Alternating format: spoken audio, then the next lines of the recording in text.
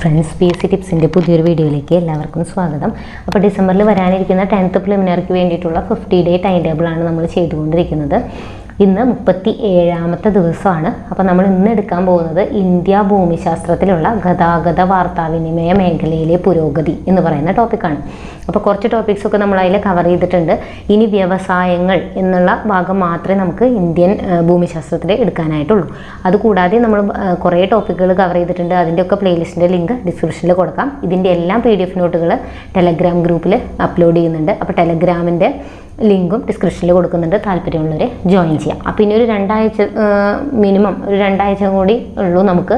അപ്പോൾ അതിനുള്ളിൽ തന്നെ നമ്മുടെ സിലബസ് എല്ലാം തന്നെ കംപ്ലീറ്റ് ആവും. അപ്പോൾ എക്സാമിന് മുന്നേ സിലബസ് കംപ്ലീറ്റ് ചെയ്യണം എന്ന ആഗ്രഹമുള്ളവർക്ക് ധൈര്യമായിട്ട് നമ്മുടെ എല്ലാ വീഡിയോസും ഫോളോ ചെയ്യാം. SCRTനെയും അതുപോലെ തന്നെ പ്രീവിയസ് ക്വസ്റ്റിനെയും ബേസ് ചെയ്തിട്ടാണ് എല്ലാ ക്ലാസ്സുകളും എടുത്തിട്ടുള്ളത്. ഓക്കെ, അപ്പോൾ ഇന്ന് നമുക്ക് ക്ലാസ്സിലേക്ക് പോകാം. അപ്പോൾ വീഡിയോ ആദ്യമായിട്ടാണ് കാണുന്നതെങ്കിൽ ഒന്ന് സബ്സ്ക്രൈബ് ചെയ്ത് സപ്പോർട്ട് ചെയ്യുക. അതുപോലെ തന്നെ നിങ്ങളുടെ ഫ്രണ്ട്സിനും ഇതൊന്ന് ഷെയർ ചെയ്ത് കൊടുക്കുക. ഓക്കെ, അപ്പോൾ നമുക്ക് ക്ലാസ്സിലേക്ക് പോകാം. അപ്പോൾ ഗതാഗത മേഖല എന്ന് പറയുമ്പോൾ റോഡ് ഗതാഗതം, റെയിൽ ഗതാഗതം, ജലഗതാഗതം അതൊക്കെ നമുക്ക് പഠിക്കാനുണ്ട്. അപ്പോൾ ഇമ്പോർട്ടൻ്റ് ആയിട്ടുള്ളതും പ്രീവിയസ് ആയി ചോദിച്ചിട്ടുള്ളതും മാത്രം പോയിന്റ്സ് മാത്രമേ ഞാനിവിടെ ഉൾപ്പെടുത്തിയിട്ടുള്ളൂ. അപ്പോൾ ആദ്യം തന്നെ നമുക്ക് പഠിക്കേണ്ട എന്താ? റോഡ് ഗതാഗതം. അപ്പോൾ റോഡ് ഗതാഗതം എന്ന് പറയുമ്പോൾ ഇന്ത്യയിൽ ഏറ്റവും കൂടുതൽ കാണപ്പെടുന്ന റോഡ് ശൃംഖല ഗ്രാമീണ റോഡുകളാണ്. നമുക്കറിയാം, നമ്മുടെ ടെക്സ്റ്റിൽ പറഞ്ഞിട്ടുണ്ട് കേട്ടോ, ദേശീയപാതകൾ, സംസ്ഥാന ഹൈവേകൾ, ജില്ലാ റോഡുകൾ, ഗ്രാമീണ റോഡുകൾ എന്നിങ്ങനെയൊക്കെ ഉണ്ട്. അപ്പോൾ അതിൽ ഇന്ത്യയിൽ ഏറ്റവും കൂടുതൽ കാണപ്പെടുന്ന റോഡ് ശൃംഖല എന്ന് പറയുന്നത് ഗ്രാമീണ റോഡുകളാണ്. അതേപോലെ തന്നെ ഇന്ത്യയിലെ ആദ്യത്തെ ദേശീയപാത ഏതാണ്? ഗ്രാൻഡ് ട്രങ്ക് റോഡാണ്. ഇന്ത്യയിലെ ആദ്യത്തെ ദേശീയപാതയാണ് ഗ്രാൻഡ് ട്രങ്ക് റോഡ്. ബ്രിട്ടീഷ് കാലഘട്ടത്തിൽ കൽക്കട്ടയെ പെഷവാറുമായി ബന്ധിപ്പിച്ചിരുന്ന റോഡാണിത്. കൽക്കട്ടയെ പെഷവാറുമായിട്ട് ബന്ധിപ്പിച്ചിരുന്നതാണ് ഈ ഗ്രാൻഡ് ട്രങ്ക് റോഡ് എന്ന് പറയുന്നത്. ഏതാണ്? ബ്രിട്ടീഷ് കാലഘട്ടത്തിലാണ്. ആരാ ഇത് കൊണ്ടുവന്നത്? ഷേർഷാ സൂരിയാണ്. അപ്പോൾ ഗ്രാൻഡ് ട്രങ്ക് റോഡ് എന്നാണ് ഇത് അറിയപ്പെടുന്നത്. ഇനി ഇതൊക്കെ പ്രീവിയസ് ആയി പണ്ട് ചോദിച്ചിരുന്നതാണ് PSC. അപ്പോൾ ഈ പോയിന്റുകളൊക്കെ ഒന്ന് ഓർത്തിരിക്കുക. ഇനി ഇന്ത്യയിലെ ദേശീയപാതകളുടെ നിർമ്മാണവും വികസനവും, ഇത് ഇമ്പോർട്ടൻ്റ് ആണ്. ഇന്ത്യയിലെ ദേശീയപാതകളുടെ നിർമ്മാണവും വികസനവും നിയന്ത്രിക്കുന്ന അല്ലെങ്കിൽ നിർവഹിക്കുന്ന സ്ഥാപനം ഏതാണ്? നാഷണൽ ഹൈവേ അതോറിറ്റി ഓഫ് ഇന്ത്യയാണ്. നാഷണൽ ഹൈവേ അതോറിറ്റി ഓഫ് ഇന്ത്യയാണ് ഇന്ത്യയിലെ ദേശീയപാതകളുടെ നിർമ്മാണവും വികസനവും നിർവഹിക്കുന്ന സ്ഥാപനം. National highway authority of India സ്ഥാപിതമായത് 1995-ലാണ്. ആസ്ഥാനം എവിടെയാണ്? ന്യൂഡൽഹിയിലാണ് ആസ്ഥാനം. പഠിച്ചു വയ്ക്കുക, ഇമ്പോർട്ടൻ്റ് ആണ്. ഇനി ഏറ്റവും കൂടുതൽ ദേശീയപാതകൾ കടന്നു പോകുന്ന സംസ്ഥാനം, ഇന്ത്യയിലെ ഏറ്റവും കൂടുതൽ ദേശീയപാതകൾ കടന്നു പോകുന്ന സംസ്ഥാനം, അതുപോലെ തന്നെ റോഡ് ദൈർഘ്യം കൂടുതലുള്ള സംസ്ഥാനം എന്നൊക്കെ ചോദിച്ചു കഴിഞ്ഞാൽ ഏതാണ്? മഹാരാഷ്ട്രയാണ് ഏറ്റവും കൂടുതൽ, ഇന്ത്യയിലെ ഏറ്റവും കൂടുതൽ ദേശീയപാതകൾ കടന്നു പോകുന്ന സംസ്ഥാനം. അതേപോലെ തന്നെ റോഡ് ദൈർഘ്യം കൂടുതലുള്ള ഇന്ത്യൻ സംസ്ഥാനം എന്നൊക്കെ ചോദിച്ചാൽ മഹാരാഷ്ട്രയാണ്. ഇനി ഏറ്റവും കുറവ് ദേശീയപാതകൾ കടന്നു പോകുന്നത് ഇതിലൂടെയാണ്? മേഘാലയ. ഏറ്റവും കുറവ് ദേശീയപാതകൾ കടന്നു പോകുന്നത് മേഘാലയയാണ്. ഇനി ഏറ്റവും കൂടുതൽ ദേശീയപാതകൾ കടന്നു പോകുന്ന കേന്ദ്രഭരണ പ്രദേശം ചോദിച്ചാൽ അത് ഡൽഹിയാണ്. അപ്പോൾ ഇതൊക്കെ നമ്മൾ നോക്കുക, ദേശീയപാതകളെ പറ്റിയും അതുപോലെ സംസ്ഥാന പാതകളെ പറ്റിയൊക്കെ. ഇത് ടെക്സ്റ്റിലുള്ള പോയിന്റാണ്, ഒന്ന് നോക്കി വയ്ക്കുക, ജസ്റ്റ് ഒന്ന് വായിക്കാം.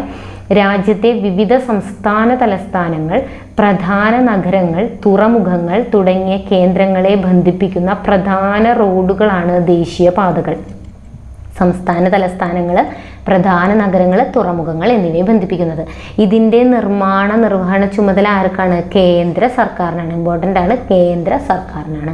ഇനി സംസ്ഥാന ഹൈവേ എന്ന് പറഞ്ഞു കഴിഞ്ഞാൽ സംസ്ഥാന സർക്കാരുകൾക്കാണ് ഇതിൻ്റെ നിർവഹണ ചുമതലയുള്ളത്. സംസ്ഥാന തലസ്ഥാനങ്ങളെ ജില്ലാ ആസ്ഥാനങ്ങളുമായിട്ടാണ് ബന്ധിപ്പിക്കുന്നത്.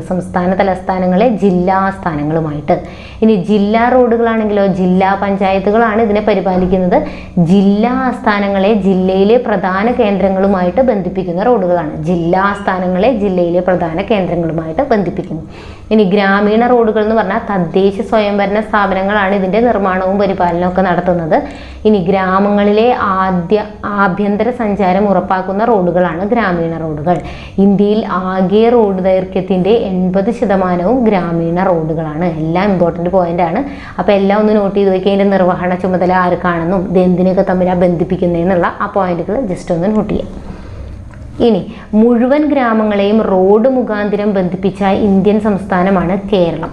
മുഴുവൻ ഗ്രാമങ്ങളെയും റോഡ് മുഖാന്തരം ബന്ധിപ്പിച്ച ഇന്ത്യൻ സംസ്ഥാനം കേരളമാണ്. ഇനി ഇന്ത്യയിൽ നടപ്പിലാക്കുന്ന ഏറ്റവും വലിയ ദേശീയപാതാ വികസന പദ്ധതിയാണ് ഭാരതമാല. ഭാരതമാല എന്ന് പറയുന്നത് എന്താണ്? ഇന്ത്യയിൽ നടപ്പിലാക്കുന്ന ഏറ്റവും വലിയ ദേശീയപാതാ വികസന പദ്ധതി. ഇനി ഇത് ഇമ്പോർട്ടൻ്റ് ആണ്, ടെക്സ്റ്റിലുള്ളതുമാണ്. ഇന്ത്യയിലെ ഏറ്റവും വലിയ ഹൈവേ പ്രൊജക്റ്റ് ഏതാണ്? സുവർണ ചതുഷ്കോണം. സുവർണ ചതുഷ്കോണമാണ്. അതായത് ഇന്ത്യയിലെ നാല് മെട്രോ നഗരങ്ങളെ തമ്മിൽ ബന്ധിപ്പിക്കുന്നതാണ്. 4 മെട്രോ നഗരങ്ങളെ തമ്മിൽ ബന്ധിപ്പിക്കുന്ന അതിവേഗ ഗതാഗത ഇടനാഴിയാണ് സുവർണ ചതുഷ്കോണം. 4 മെട്രോ നഗരങ്ങളാണ്. ഏതൊക്കെയാണ്? ഡൽഹി, മുംബൈ, ചെന്നൈ, കൊൽക്കത്ത. ഇമ്പോർട്ടൻ്റ് ആണ്. സുവർണ ചതുഷ്കോണത്തിൽ ഉൾപ്പെടാത്ത ഏതെന്നൊക്കെ ചോദിക്കും. അപ്പോൾ ഏതാണ്? ഡൽഹി, മുംബൈ, ചെന്നൈ, കൊൽക്കത്തയാണ്. അപ്പോൾ ഏതാണ് ഈ പദ്ധതി നടപ്പിലാക്കുന്നത്? ആരാണ്? നാഷണൽ ഹൈവേ അതോറിറ്റി ഓഫ് ഇന്ത്യയാണ്. നാഷണൽ ഹൈവേ അതോറിറ്റി ഓഫ് ഇന്ത്യയാണ് ഈ പദ്ധതി നടപ്പിലാക്കുന്നത്. ഇനി ഇതിന് തറക്കല്ലിട്ടത് ആരാണ്? അടൽ ബിഹാരി വാജ്പേയി ആണ്. നമ്മുടെ മുൻ ഇന്ത്യൻ പ്രധാനമന്ത്രിയായിരുന്ന അടൽ ബിഹാരി വാജ്പേയി ആണ് ഇതിന് തറക്കല്ലിട്ടത്. ഇത് ആരംഭിച്ച വർഷം ചോദിക്കുകയാണെങ്കിൽ എന്നാണ്? 1999 ആണ്. 1999 ആണെന്നുള്ളത് കൂടെ ജസ്റ്റ് ഒന്ന് ഓർത്തിരിക്കുക.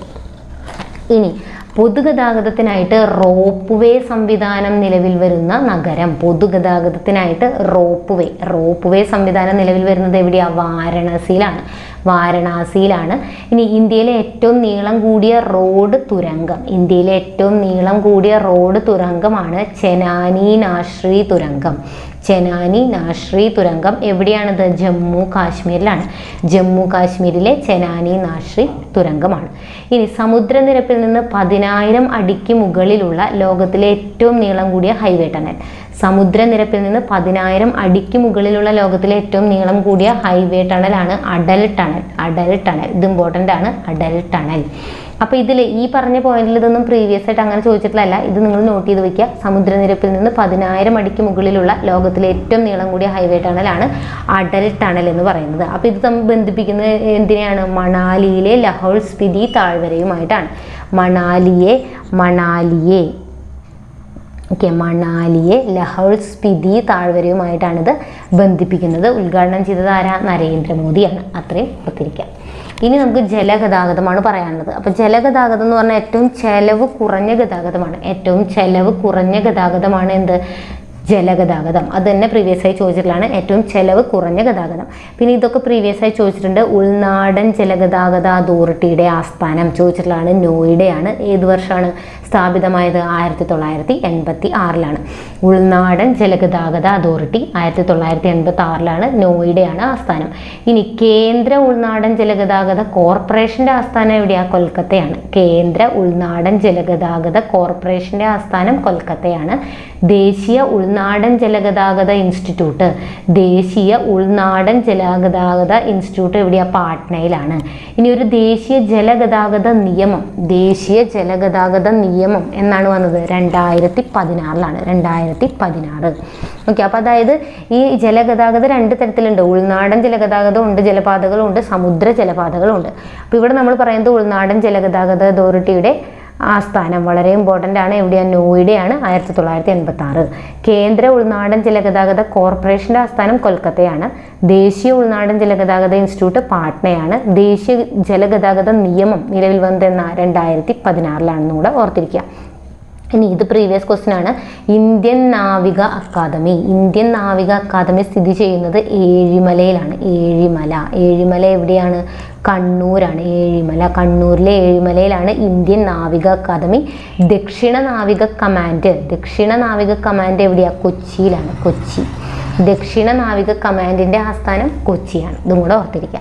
ഇനി ഈ ഭാഗത്ത് നിന്ന് എപ്പോഴും ചോദിക്കുന്ന ക്വസ്റ്റ്യനാണ്. ഇതെല്ലാം പഠിച്ചിരിക്കണം. ഏറ്റവും ആദ്യത്തെ ദേശീയപാത ഏതാണ്? ഇന്ത്യയിലെ ആദ്യത്തെ ജലപാതയാണ് ദേശീയ ജലപാത 1, നാഷണൽ വാട്ടർവേ 1. അതെവിടെയാണ്? അലഹബാദ് മുതൽ ഹാൽഡിയ വരെയാണ്. അത് ഏത് നദിയിലാണ്? ഗംഗാ നദിയിലാണ്. എല്ലാം ഇമ്പോർട്ടൻ്റ് ആണ്. ഗംഗാ നദിയിലാണ്. അതിൻ്റെ നീളവും ചോദിച്ചിട്ടുണ്ട്. 1620 കിലോമീറ്റർ ആണ്. അപ്പോൾ ദേശീയ ജലപാത 1 ഗംഗാ നദിയിലാണ്. അലഹബാദ് മുതൽ ഹാൽഡിയ വരെയാണ്. 1620 ആണ് അതിൻ്റെ നീളം എന്ന് പറയുന്നത്. ഇനി ദേശീയ ജലപാത 2 ചോദിച്ചിട്ടുള്ളതാണ്. ബ്രഹ്മപുത്ര നദിയിലാണ്. എവിടെ മുതൽ എവിടെ വരെ? സാദിയ മുതൽ ധുബ്രി വരെയാണ്. സാദിയ മുതൽ ധുബ്രി വരെയാണ്. 891 കിലോമീറ്റർ ആണ്. 891 കിലോമീറ്റർ. ഇനി ദേശീയ ജലപാത 3 വളരെ ഇമ്പോർട്ടൻ്റ് ആണ്. കേരളത്തിലൂടെ കടന്നു പോകുന്ന ദേശീയ ജലപാത ചോദിച്ചു കഴിഞ്ഞാൽ ഏതാണ്? ദേശീയ ജലപാത 3 ആണ്. കൊല്ലം മുതൽ കോട്ടപ്പുറം അല്ല, ഇപ്പൊ കോഴിക്കോട് വരെയാണ്. കൊല്ലം മുതൽ കോഴിക്കോട് വരെയാണ്. അപ്പൊ അതിന്റെ നീളം എന്ന് പറഞ്ഞു കഴിഞ്ഞാൽ 365 കിലോമീറ്റർ ആണ്. 365 കിലോമീറ്റർ ആണ്. അപ്പോൾ ഇത് 3 ഇതെല്ലാം ചോദിച്ചിട്ടുണ്ട്. ഇത് 3 റിപ്പീറ്റഡ് ആയി ചോദിക്കുന്നതാണ്. ദേശീയ ജലപാത 1 എന്ന് പറഞ്ഞു കഴിഞ്ഞാൽ അലഹബാദ് മുതൽ ഹാൽദിയ വരെ ഗംഗാ നദിയിലാണ്. 2 എന്ന് പറയുന്നത് ബ്രഹ്മപുത്ര നദിയിൽ സാദിയ മുതൽ ധുബ്രി വരെയാണ്. 3 എന്ന് പറഞ്ഞാൽ കേരളത്തിലൂടെ കടന്നു പോകുന്നതാണ്. അപ്പോൾ വളരെ ഇമ്പോർട്ടൻ്റ് ആണ്. കൊല്ലം മുതൽ കോഴിക്കോട് വരെയാണ്. അത് തന്നെയാണ് എന്തെന്ന് അറിയപ്പെടുന്നത്? West coast canal. Okay, west coast canal എന്നറിയപ്പെടുന്നത് അതാണ്. അതുപോലെ തന്നെ ചമ്പക്കര കനാൽ, ചമ്പക്കര കനാൽ എന്നറിയപ്പെടുന്നുണ്ട്. ഉദ്യോഗമണ്ഡലം കനാൽ എന്നും അറിയപ്പെടുന്നുണ്ട്. ഉദ്യോഗമണ്ഡലം കനാൽ എന്നും ഇത് അറിയപ്പെടുന്നുണ്ട്. വളരെ ഇമ്പോർട്ടൻ്റ് ആണ്. എല്ലാ പേരുകളും പഠിച്ചു വയ്ക്കുക. എന്താണ്? West coast canal, Champakkara canal, Udyogamandalam canal. ഇനി ദേശീയ ജലപാത 4 ചോദിച്ചിട്ടുള്ളത് തന്നെയാണ്. ഗോദാവരി കൃഷ്ണ നദികളുമായിട്ട് ചേർന്ന് കാക്കിനാട മുതൽ പുതുച്ചേരി വരെ. എവിടെ മുതൽ ഏതുവരെയാണ്? കാക്കിനാട മുതൽ പുതുച്ചേരി വരെയാണ് ഗോദാവരി കൃഷ്ണ നദികളുമായിട്ട് ചേർന്ന്. അപ്പോൾ ഇതിൻ്റെ ശരിക്കുള്ള നീളം പറയുന്നത് 2890 കിലോമീറ്റർ ആണ്. 2890 കിലോമീറ്റർ. ഇനി ദേശീയ ജലപാത 5 പൂർവ്വതീര കനാലുമായി ബന്ധിപ്പിച്ചുള്ള ബ്രാഹ്മണി മഹാനദി ഡെൽറ്റ നദീവ്യവസ്ഥ. ബ്രാഹ്മണി മഹാനദി ഡെൽറ്റ നദീവ്യവസ്ഥയാണ്. അപ്പോൾ ഇതിൻ്റെ നീളം 623 കിലോമീറ്റർ ആണ്. ഇതാണ് ഈസ്റ്റ് കോസ്റ്റ് കനാൽ എന്നറിയപ്പെടുന്നത്. East cost canal.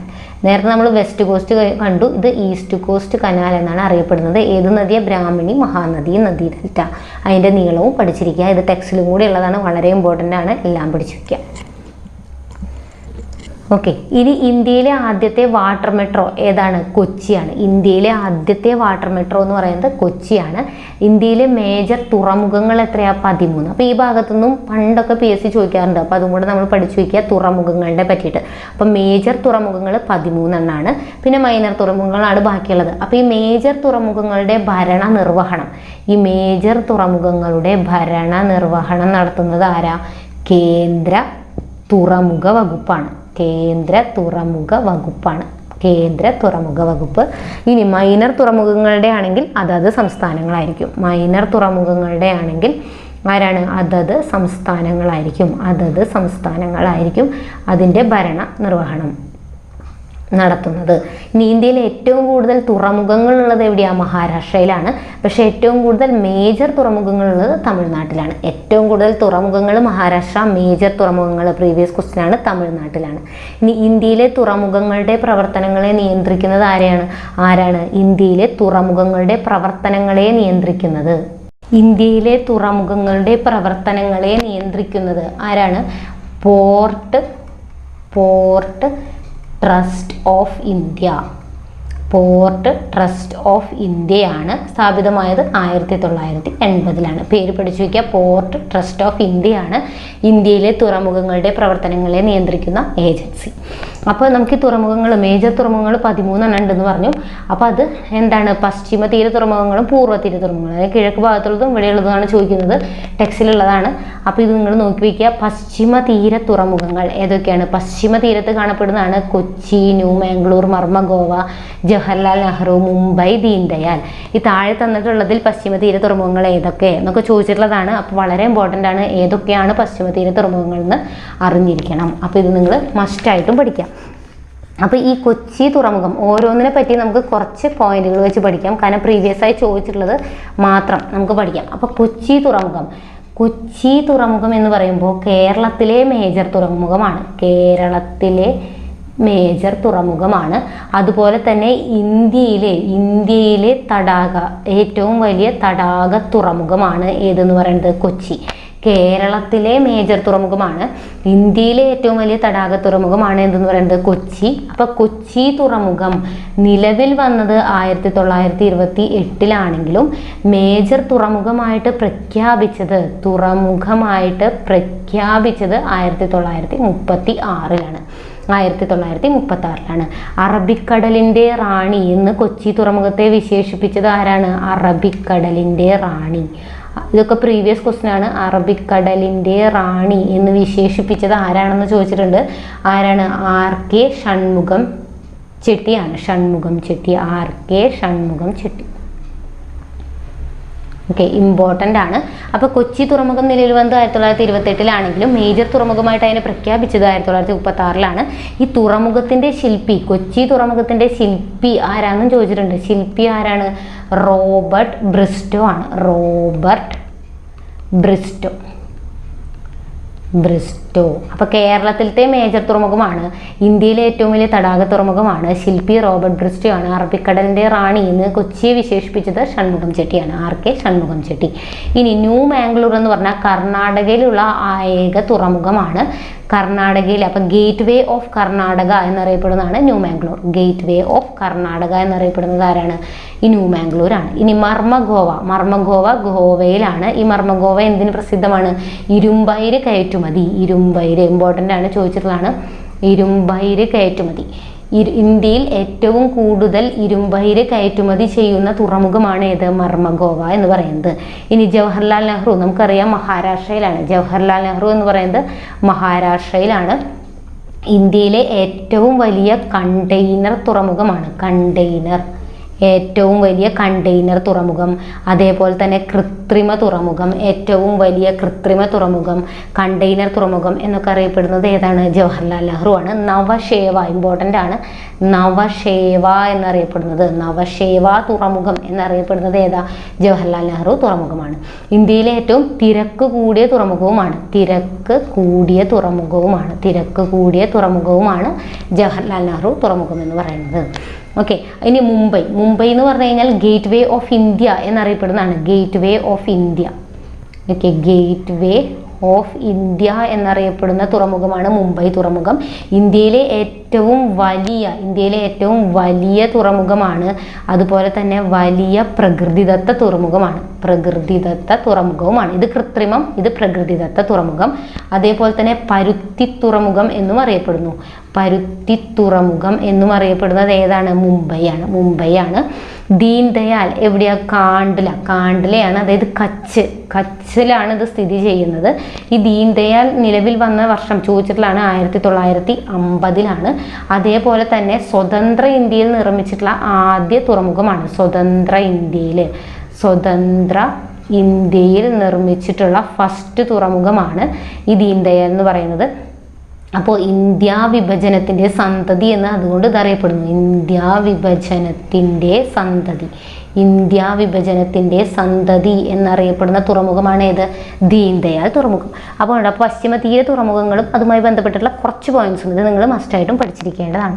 ഇനി ഇതേപോലെ നമുക്ക് പൂർവ്വതീര തുറമുഖങ്ങൾ നോക്കാം. പൂർവ്വതീര തുറമുഖങ്ങൾ എന്ന് പറയുമ്പോൾ ചെന്നൈയാണ്. ചെന്നൈ തുറമുഖം എന്ന് പറഞ്ഞു കഴിഞ്ഞാൽ gateway of south India എന്നറിയപ്പെടുന്നു. അപ്പോൾ വലിപ്പത്തിൽ രണ്ടാം സ്ഥാനമാണ്. വലിപ്പത്തിൽ രണ്ടാമതുള്ളതാണ് Chennai. Gateway of south India എന്നാണിത് അറിയപ്പെടുന്നത്. അടുത്താണ് കാമരാജൻ പോർട്ട് എന്ന് പറഞ്ഞാൽ എണ്ണൂർ തുറമുഖം എന്നറിയപ്പെട്ടിരുന്നതാണ് കാമരാജൻ പോർട്ട്. എണ്ണൂർ ഒരു കമ്പനിയായി രജിസ്റ്റർ ചെയ്തിട്ടുള്ള ആദ്യത്തെ തുറമുഖമാണ്. രജിസ്റ്റർ ചെയ്തിട്ടുള്ള ആദ്യ തുറമുഖമാണ് ഏതെന്ന് പറയുന്നത്? കാമരാജൻ. ചെന്നൈ തുറമുഖത്തിൻ്റെ തിരക്ക് കുറയ്ക്കാൻ വേണ്ടിയിട്ടാണ് കാമരാജൻ പോർട്ട് രൂപീകരിച്ചിട്ടുള്ളത്. ഇനി വിശാഖപട്ടണം എവിടെയാണ്? നമുക്കറിയാം ആന്ധ്രാപ്രദേശ്. ഇമ്പോർട്ടൻ്റ് ആണ് വിശാഖപട്ടണം. ഇന്ത്യൻ തുറമുഖങ്ങൾക്കിടയിലെ തിളക്കമുള്ള രത്നം അല്ലെങ്കിൽ കിഴക്കൻ തീരത്തിൻ്റെ രത്നം എന്നൊക്കെ അറിയപ്പെടുന്നതാണിത്. കിഴക്കൻ തീരത്തിൻ്റെ രത്നം എന്നൊക്കെ അറിയപ്പെടുന്നത് ഇതാണ്. അതേപോലെ തന്നെ ഏറ്റവും ആഴം കൂടിയ കരബന്ധിത ഇമ്പോർട്ടൻ്റ് ആയിട്ട് ചോദിച്ചിട്ടുള്ളതാണ്. ആഴം കൂടിയ കരബന്ധിത തുറമുഖമാണ് വിശാഖപട്ടണം എന്ന് പറയുന്നത്. ബംഗാൾ ഉൾക്കടലിലെ ഒരേ ഒരു പ്രകൃതിദത്ത തുറമുഖമാണ് കേട്ടോ, ബംഗാൾ ഉൾക്കടലിലെ. ഇനി ഇന്ത്യൻ നാവികസേനയുടെ ഈസ്റ്റേൺ നേവൽ കമാൻഡിൻ്റെ ആസ്ഥാനമാണ്. ചോദിച്ചിട്ടുള്ളതാണ്, ഇമ്പോർട്ടൻ്റ് ആണ്. ഇന്ത്യൻ നാവികസേനയുടെ ഈസ്റ്റേൺ നേവൽ കമാൻഡിൻ്റെ ആസ്ഥാനമാണ്. അതേപോലെ തന്നെ ഇന്ത്യയുടെ ആദ്യത്തെ തദ്ദേശീയ ആണവ അന്തർവാഹിനിയാണ് അരിഹന്ത്. അരിഹന്ത് നിർമ്മിച്ചത് എവിടെയാണ്? വിശാഖപട്ടണത്തെ കപ്പൽ നിർമ്മാണശാലയിലാണ്. അപ്പോൾ വിശാഖപട്ടണത്തിൽ പഠിക്കേണ്ടത് ഇതാണ്: ആഴം കൂടിയ കരബന്ധിത തുറമുഖമാണ്. കിഴക്കൻ തീരത്തിൻ്റെ രത്നം എന്നറിയപ്പെടുന്നു. അരിഹന്ത് നിർമ്മിച്ചത് വിശാഖപട്ടണത്താണ്. പിന്നെന്താണ്? നാവികസേനയുടെ ഈസ്റ്റേൺ നേവൽ കമാൻഡിൻ്റെ ആസ്ഥാനം. ഇമ്പോർട്ടൻ്റ് ആണ്. ഈസ്റ്റേൺ നേവൽ കമാൻഡിൻ്റെ ആസ്ഥാനമാണ്. ഇനി പാരദീപ്, ഇത് എവിടെയാണെന്ന് തന്നെയാണ് ഒരുപാട് തവണ ചോദിച്ചിട്ടുള്ളത്. എവിടെയാണ്? ഒഡീഷയിലാണ് പാരദീപ്. ഇതൊരു മനുഷ്യനിർമ്മിത തുറമുഖമാണ്. മനുഷ്യനിർമ്മിത തുറമുഖമാണ്. അതുകൂടെ പഠിച്ചിരിക്കുക. ഇനി കൊൽക്കത്ത ഹാൽഡിയ അറിയാലോ. അപ്പോൾ കൊൽക്കത്ത തുറമുഖത്തിൻ്റെ തിരക്ക് കുറയ്ക്കാൻ വേണ്ടി, കൊൽക്കത്തയുടെ തിരക്ക് കുറയ്ക്കാൻ വേണ്ടിയിട്ടാണ് എന്ത് നിർമ്മിച്ചിട്ടുള്ളത്? ഹാൽഡിയ നിർമ്മിച്ചിട്ടുള്ളത്. രണ്ടും പശ്ചിമ ബംഗാളിലാണ്. ഏക നദീജന്യ, കൊൽക്കത്ത എന്ന് പറഞ്ഞു കഴിഞ്ഞാൽ നദീജന്യ തുറമുഖമാണ്. മേജർ തുറമുഖമാണ് ഏതെന്ന് പറയുന്നത്? കൊൽക്കത്ത. ശ്യാമപ്രസാദ് മുഖർജി തുറമുഖം എന്നാണ് ഇതിൻ്റെ പുതിയ പേര്. കൊൽക്കത്ത തുറമുഖത്തിൻ്റെ പുതിയ പേര് ചോദിക്കാറുണ്ട്.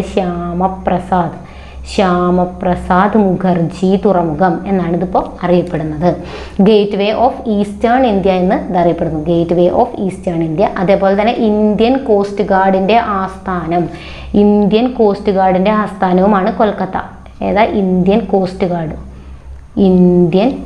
കോസ്റ്റ് ഗാർഡിൻ്റെ ആസ്ഥാനവുമാണ് എന്ത്? കൊൽക്കത്ത തുറമുഖം എന്ന് പറയുന്നത്. അപ്പോൾ പഠിച്ചു വയ്ക്കുക. ഇനി അടുത്താണ് നമുക്ക് പോർട്ട് ബ്ലെയർ. പോർട്ട് ബ്ലെയർ എന്ന് പറഞ്ഞാൽ ലാസ്റ്റത്തെ, ഇപ്പോൾ 13ാമതായിട്ട് രൂപീകരിച്ചിട്ടുള്ള തുറമുഖമാണ് പോർട്ട് ബ്ലെയർ. 2010 ഇതിനെ തുറമുഖമായിട്ട് പ്രഖ്യാപിച്ചിട്ടുള്ളത്.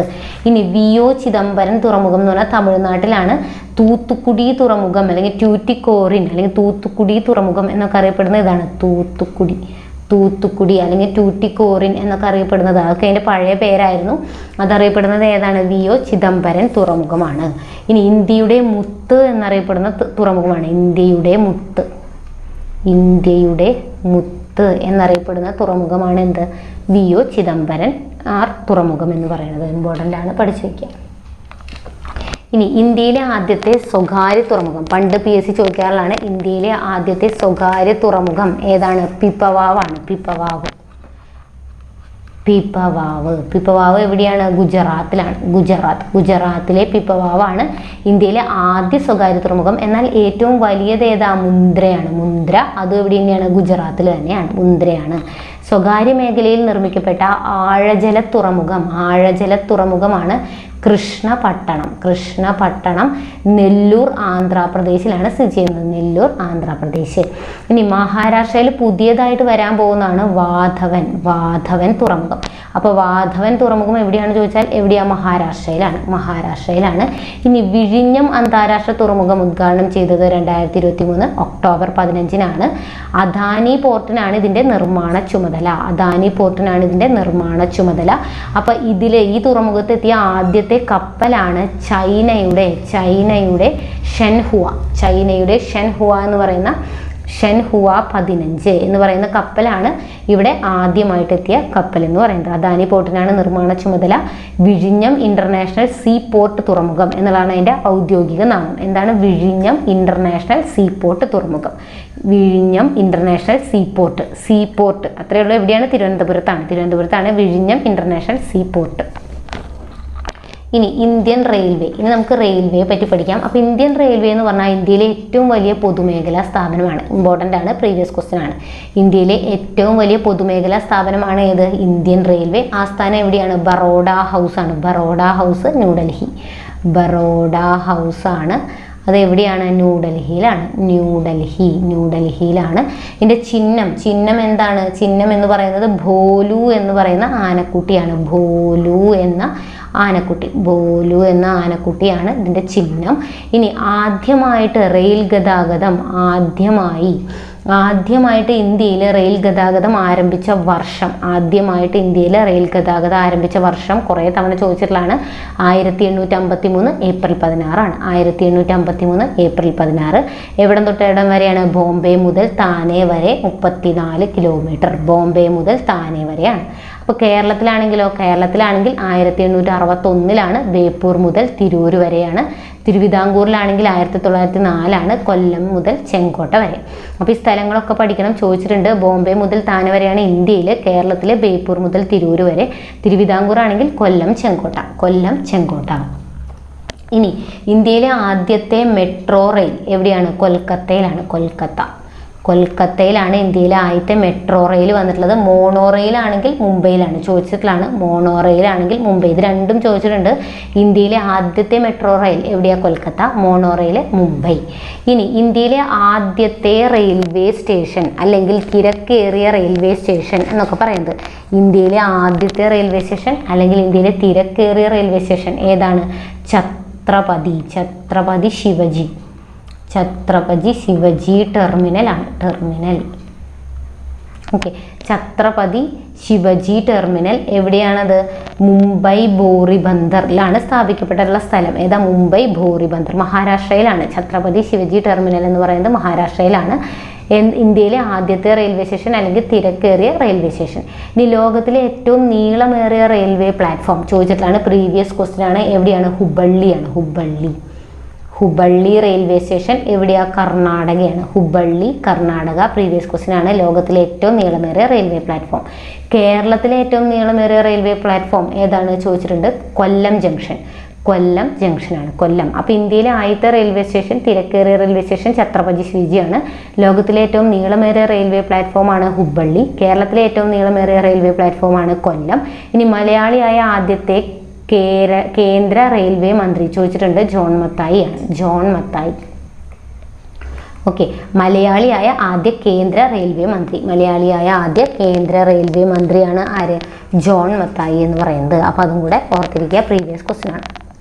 ഇനി ഇന്ത്യയിലെ ഏറ്റവും വേഗതയേറിയ ട്രെയിൻ ഏതാണ്? വന്ദേ ഭാരത്. ഇന്ത്യയിലെ ഏറ്റവും വേഗതയേറിയ ട്രെയിനാണ് വന്ദേ ഭാരത് എക്സ്പ്രസ്. അപ്പോൾ അതിൻ്റെ ആദ്യ റൂട്ട് ഡൽഹി കാൺപൂർ അലഹബാദ് വാരണാസി ആയിരുന്നു. അതിൻ്റെ ആദ്യ റൂട്ട് എന്ന് പറയുന്നത്. അപ്പോൾ അതെന്തായാലും പഠിച്ചിരിക്കുക. ഇനി ദക്ഷിണേന്ത്യയിലെ ആദ്യത്തെ വന്ദേ ഭാരത് ഓടിയത് ഏതിനും ഇടയ്ക്കാണ്? ദക്ഷിണേന്ത്യയിലെ ആദ്യത്തെ വന്ദേ ഭാരത് ചെന്നൈ മുതൽ മൈസൂർ വരെയാണ്.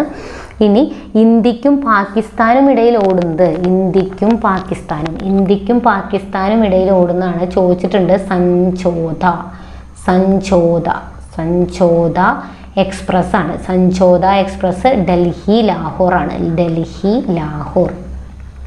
ഓക്കെ, അപ്പോൾ വന്ദേ ഭാരതിൻ്റെ ആദ്യ റൂട്ടും ദക്ഷിണേന്ത്യയിലെ റൂട്ടും ഒന്ന് പഠിച്ചു വയ്ക്കുക. ഇന്ത്യയിലും പാകിസ്ഥാനും തമ്മിലിടയിലുള്ളതാണ് സഞ്ചോദ.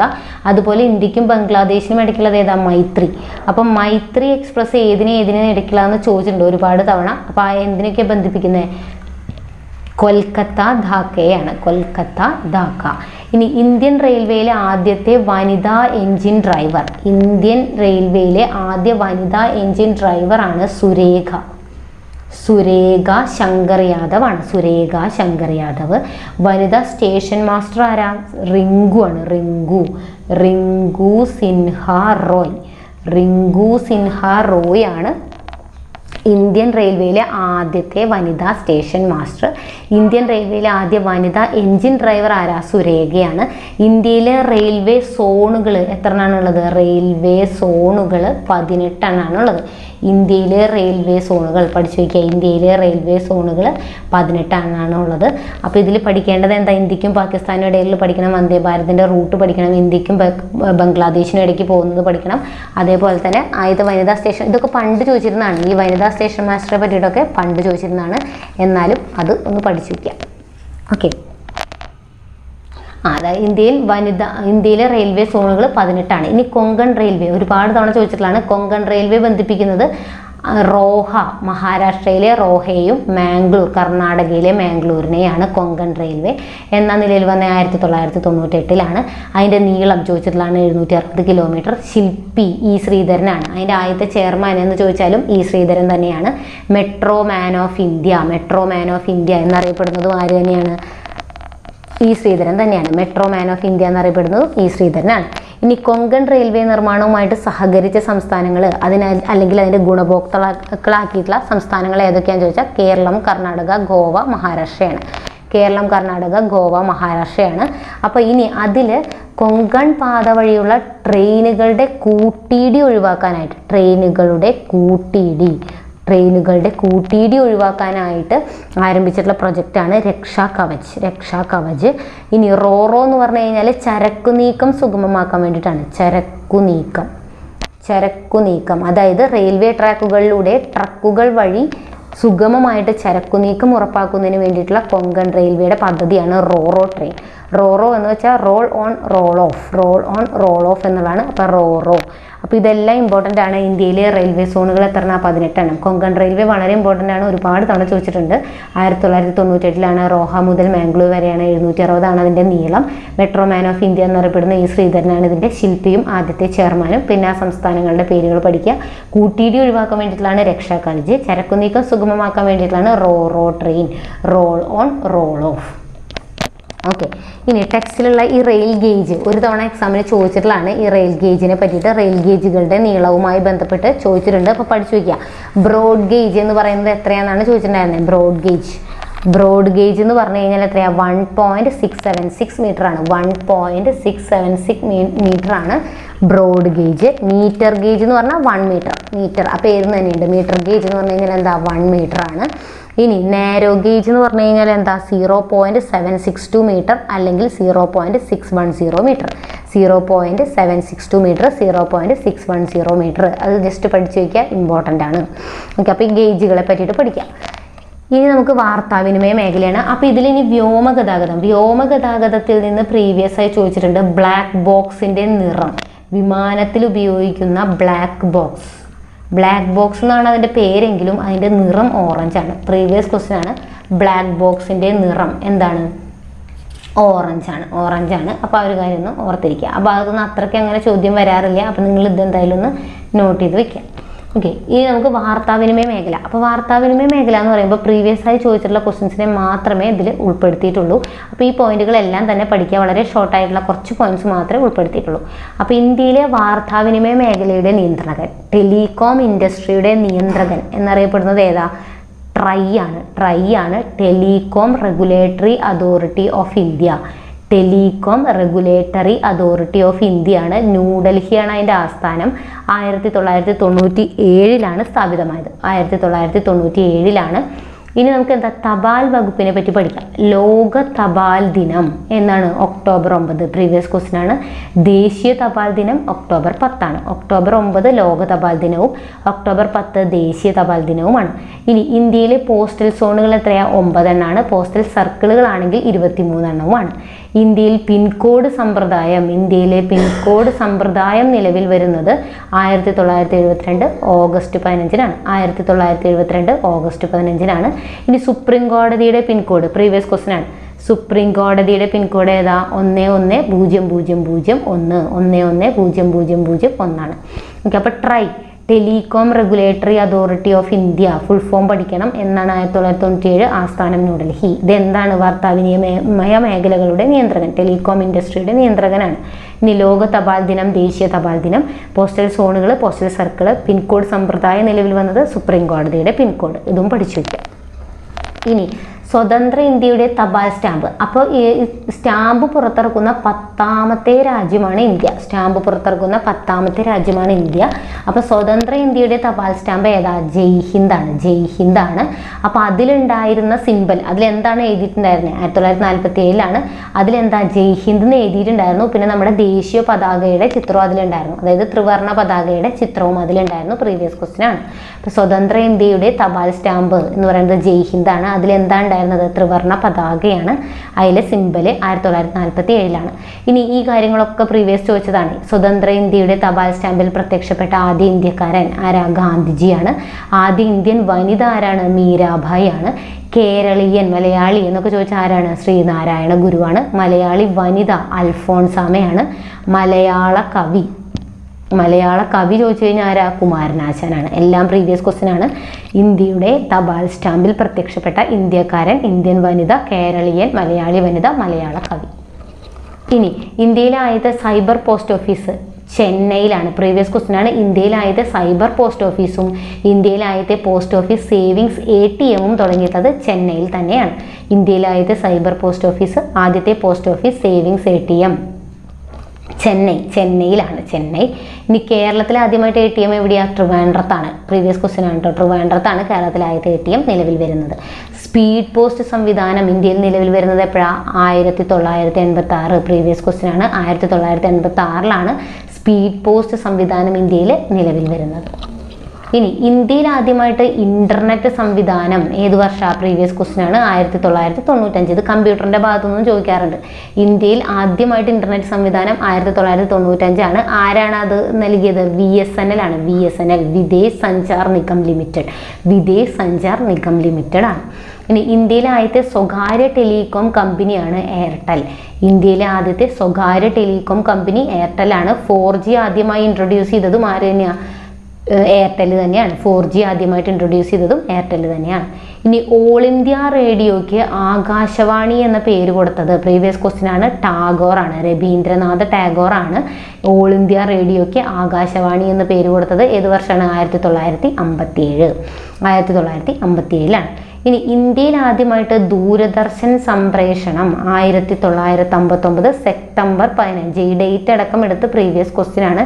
ഇന്ത്യയിൽ ആദ്യമായിട്ട് ദൂരദർശൻ സംപ്രേഷണം ആരംഭിച്ചത് 1959 സെപ്റ്റംബർ 15. 1959 സെപ്റ്റംബർ 15.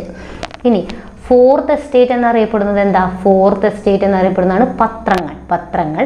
ഇന്ത്യയിലെ ആദ്യത്തെ പത്രം ഏതാണ്? ബംഗാൾ ഗസറ്റ് ആണ്. ആരാണ് പ്രസിദ്ധീകരിച്ചത്? ജെയിംസ് അഗസ്റ്റസ് ഹിക്കിയാണ്. ഇന്ത്യയിലെ ആദ്യത്തെ പത്രമായിട്ടുള്ള ബംഗാൾ ഗസറ്റ് പ്രസിദ്ധീകരിച്ചത്. ഇനി നിലവിൽ പ്രസിദ്ധീകരണം തുടരുന്ന ഇന്ത്യയിലെ ഏറ്റവും പഴയ പത്രം, പത്രമാണ് ബോംബെ സമാചാർ. അപ്പോൾ ഇതെല്ലാം പ്രീവിയസ് ആണ്, അത് മാത്രമേ എടുത്തിട്ടുള്ളൂ. ഫോർത്ത് എസ്റ്റേറ്റ് എന്നറിയപ്പെടുന്നത് പത്രങ്ങളാണ്. ഇന്ത്യയിലെ ആദ്യത്തെ പത്രം ബംഗാൾ ഗസറ്റ് ആണ്. ആരാ പ്രസിദ്ധീകരിച്ചത്? ജെയിംസ് അഗസ്റ്റസ് ഹിക്കിയാണ്. നിലവിൽ പ്രസിദ്ധീകരണം തുടരുന്ന ഇന്ത്യയിലെ ഏറ്റവും പഴയ പത്രമാണ് ബോംബെ സമാചാർ. ഓക്കെ, അപ്പോൾ ഇത്രയുമാണ് വാർത്താവിനിമയ മേഖലയിൽ നിന്ന് നമുക്ക് പറയാനായിട്ടുള്ളത്. ഇനി പ്രൊജക്റ്റ് ഏരോ എന്ന് പറയുന്ന ഒരു പ്രൊജക്റ്റ് ഏരോ എന്തുമായിട്ട് ബന്ധപ്പെട്ടിട്ടുള്ള? തപാൽ വകുപ്പുമായി ബന്ധപ്പെട്ടിട്ടുള്ള ഒരു ഇതാണ് പ്രൊജക്റ്റ് ഏരോ. അതും കൂടെ ഒന്ന് ഓർത്തിരിക്കുക. ചോദിച്ചിട്ടുണ്ട് മുമ്പ് പ്രൊജക്റ്റ് ഏരോ, പറയാൻ വിട്ടുപോയതാണ്. അപ്പോൾ അതും കൂടെ പഠിച്ചു വയ്ക്കുക. അപ്പോൾ നമ്മുടെ ഗതാഗത വാർത്താവിനിമയ മേഖലയിലെ പുരോഗതി എന്ന് പറയുന്ന ടോപ്പിക്കിൽ നിന്ന് വളരെ ഇമ്പോർട്ടൻ്റ് ആയിട്ടുള്ള ബേസിക് ആയിട്ടുള്ള കാര്യങ്ങൾ മാത്രമേ ഉൾപ്പെടുത്തിയിട്ടുള്ളൂ. എല്ലാ പോയിന്റുകളും പഠിക്കുക. വീഡിയോ ഇഷ്ടപ്പെട്ടാൽ ലൈക്ക് ചെയ്യാനും ഷെയർ ചെയ്യാനും സബ്സ്ക്രൈബ് ചെയ്യാനും മറക്കരുത്. Thank you.